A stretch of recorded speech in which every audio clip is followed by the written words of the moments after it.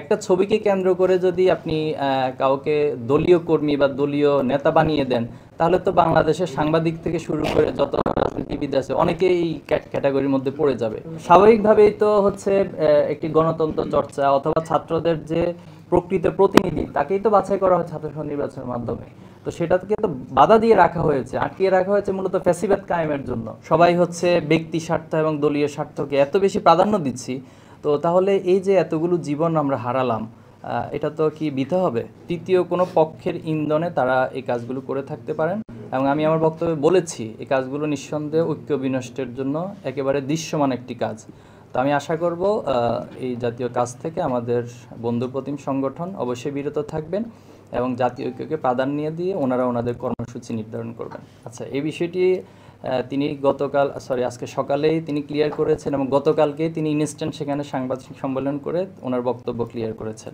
মূলত তিনি আবৃত্তি সংসদের সেক্রেটারি ছিলেন, এছাড়াও অনেকগুলো সামাজিক সংগঠনের সাথে ওনার সম্পৃক্ত ছিল।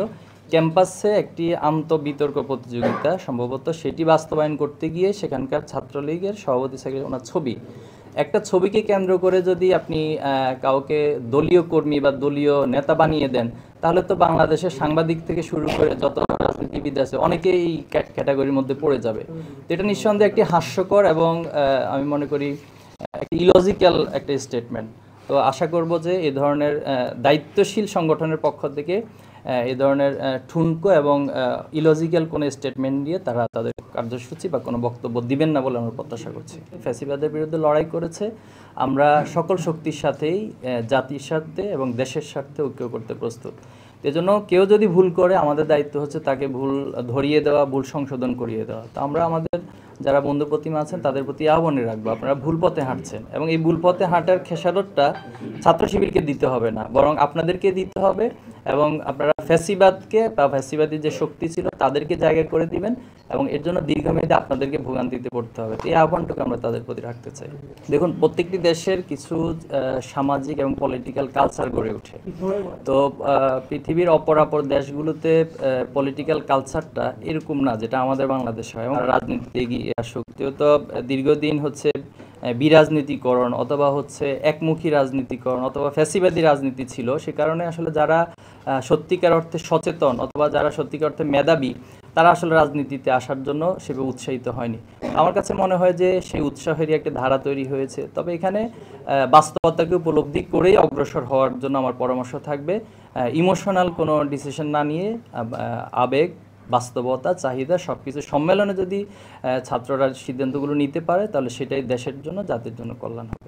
স্বাভাবিকভাবেই তো হচ্ছে একটি গণতন্ত্র চর্চা অথবা ছাত্রদের যে প্রকৃত প্রতিনিধি তাকেই তো বাছাই করা হয় ছাত্র সংসদ নির্বাচনের মাধ্যমে।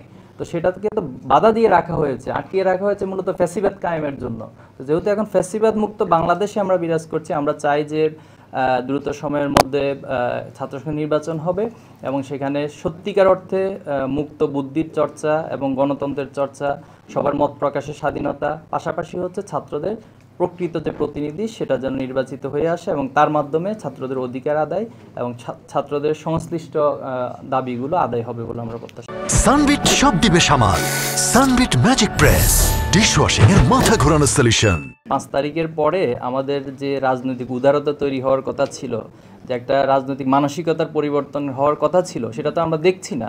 সবাই হচ্ছে ব্যক্তি স্বার্থ এবং দলীয় স্বার্থকে এত বেশি প্রাধান্য দিচ্ছি, তো তাহলে এই যে এতগুলো জীবন আমরা হারালাম, এটা তো কি বৃথা হবে? তবে আমরা আপনাকে খুব দৃঢ়ভাবে বলছি, ছাত্র শিবিরের জায়গায় আমরা মানসিক দিক থেকে এবং সকল দিক থেকে খুবই স্ট্রং যে কোনোভাবে আমরা শহীদের রক্তকে বৃথা যেতে দিব না এবং নব্য কোনো স্বৈরাচার বা নব্য কোনো ফ্যাসিবাদ কায়েম হবে এটা কখনোই আমরা সহ্য করব না। এবং ছাত্র সমাজ যারা এই আন্দোলনে সম্পৃক্ত ছিল, গাজীরা যারা এখনো আছে, যারা এখন আহত পঙ্গুত্ব অবস্থায় আছে, তারাও কখনো এটা মানবে না, আমরাও মানব না।